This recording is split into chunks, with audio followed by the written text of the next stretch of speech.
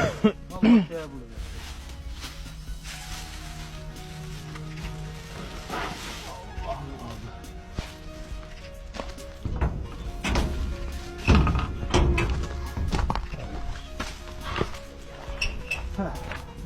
Ağzınız ne oldu?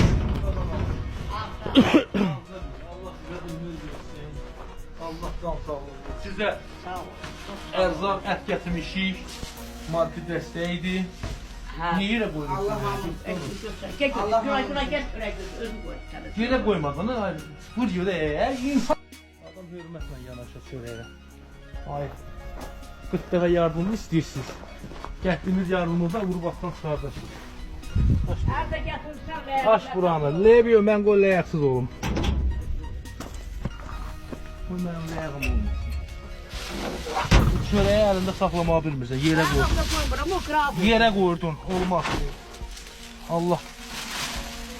Ümumi çöreğimizi kəsər. Bu bərəkətdir. Allah'ın da getirsen. Lebiyo. Axırıncı Adam Allah'ın günahda geçti. Axırıncı səfərim olar bir də bu kəndə gəlməyə. Çöreği sən əlində saxlaya bilmirsən.